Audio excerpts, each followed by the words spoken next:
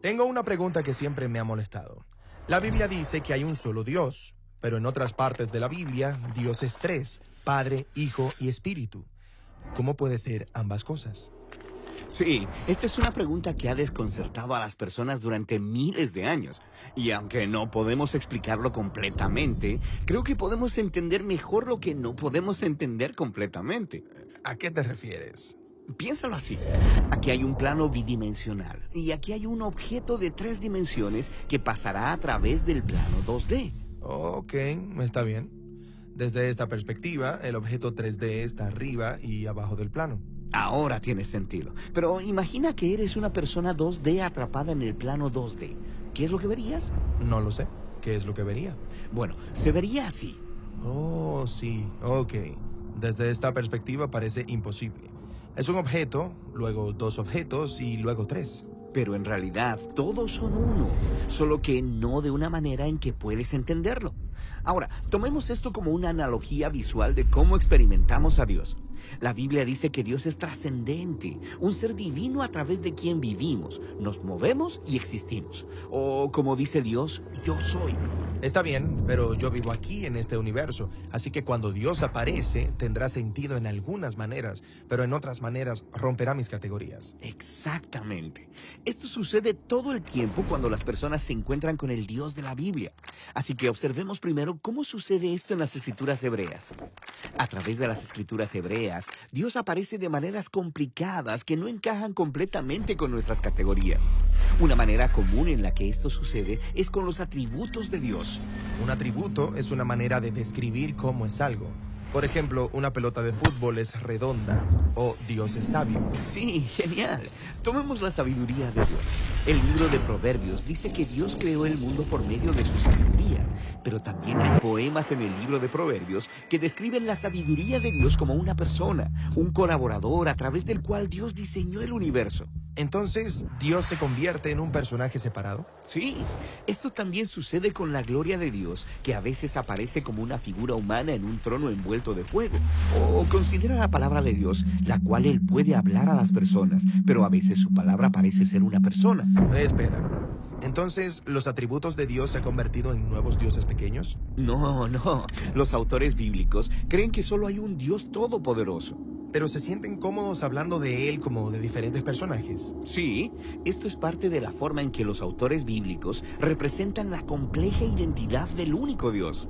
Son atributos de Dios y también son distintos de Dios. Distintos de Dios y también Dios. Sí, una vez que aprendemos a identificar esa manera de hablar sobre la identidad de Dios, comenzamos a verla por toda la Escritura. De hecho, la encuentras en las primeras oraciones de la Biblia que mencionan al Espíritu de Dios. La primera línea de la Biblia es bastante familiar. En el principio creó Dios. Pero sigue leyendo. ¿A quién vemos en la creación moviéndose sobre las aguas? Al Espíritu de Dios. Sí, el Espíritu de Dios se refiere a la presencia y energía personal de Dios con la que podemos interactuar aquí en la creación. Entonces, ¿la Biblia puede referirse al Espíritu de Dios como distinto de Dios? Distinto de Dios y también como Dios. Es el Espíritu de Dios. Aunque esto suena extraño desde nuestro punto de vista, es esta complejidad lo que los autores bíblicos están intentando que logremos ver.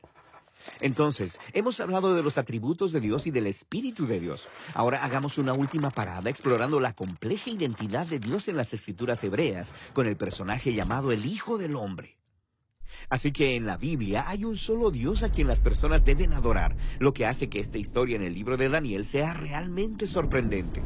Daniel tiene un sueño acerca de una figura humana llamada Hijo del Hombre, lo cual significa un miembro de la humanidad. Y Daniel sueña sobre este humano siendo levantado en una nube y luego aún más alto. Hasta el espacio de Dios. Sí, y luego este humano se sienta a la derecha del trono celestial de Dios y toda la humanidad adora a este humano al lado de Dios. ¿Un humano donde esperamos ver a Dios? Sí, este humano es parte de la identidad de Dios. Esta visión trata sobre la esperanza culminante de toda la historia bíblica. Dios y la humanidad se hacen uno para poder gobernar el mundo, juntos como uno. Entonces, el Hijo del Hombre es distinto de Dios y es también Dios. Exactamente. Entonces piensa en todo lo que hemos observado. En las escrituras hebreas, la identidad de Dios es compleja. Entonces, cuando los seguidores de Jesús se encontraron con Dios como Padre, Hijo y Espíritu, ellos ya tenían categorías sobre cómo estos podían ser el Dios único de la Biblia. Está bien, hablemos de eso. Ok, en el Nuevo Testamento se nos presenta a Jesús de Nazaret y Él es humano, pero también mucho más que eso. Su manera favorita de referirse a sí mismo era el Hijo del Hombre. La figura en la visión de Daniel. Y se dice que este Dios complejo se hizo humano para unir a otros humanos con Dios. Ok, entonces los evangelios describen a Jesús como completamente humano. Y también como Yahweh, el Dios de Israel. Jesús iba diciendo y haciendo cosas que solo Yahweh puede hacer, como perdonar pecados o calmar aguas tormentosas. Entonces, ¿están diciendo que Jesús es un humano distinto de Dios y también Dios? Sí, esto podría sonar como una locura, a menos que hayas estado leyendo las escrituras hebreas que te prepararon para eso. Y luego mira esto. Los primeros seguidores de Jesús, los apóstoles, hablaron de su identidad utilizando el lenguaje de los atributos de Dios. Llamaron a Jesús la gloria de Dios, o el apóstol Pablo que llamó a Jesús la sabiduría de Dios, o Juan que inicia su evangelio llamando a Jesús la palabra de Dios a través de la cual el mundo fue creado. Y luego él dice, la palabra de Dios estaba con Dios y era Dios. Ok, ya entiendo lo que están haciendo y hace que me duela la cabeza. Totalmente. Y si quieres que la cabeza te dé más vueltas, considera esto. Jesús, quien es descrito como Dios hecho humano, hablaría con Dios como una persona distinta. Y cuando lo hacía, le llamaba Padre. Cuando Jesús hablaba acerca de Dios, no estaba refiriéndose a una energía o a una fuerza abstracta. Él estaba hablando de un ser personal con el que te puedes relacionar. Hay muchas imágenes personales de Dios en la Biblia: gobernante, creador, juez. Pero Jesús consistentemente se refirió a Dios como mi Padre. Jesús experimentó a Dios como una fuente de amor infinito. Él dijo, mi Padre me ha amado desde antes de la fundación del mundo. Aparentemente Jesús conoció al Padre como un ser eternamente centrado en los demás y como dador de vida. Sí, como en la historia del bautismo de Jesús, cuando el Padre dice desde el cielo, este es mi Hijo amado. Y luego sigue leyendo. En esa historia, la persona que trae el mensaje de amor del Padre al Hijo es el Espíritu de Dios. Hemos hablado ya acerca del Espíritu de Dios. Aquí en la creación, es a través del Espíritu que interactuamos con lo divino. Sí, y lo mismo era cierto para Jesús. A través del Espíritu, Él experimentó el amor del Padre, pero no terminó ahí.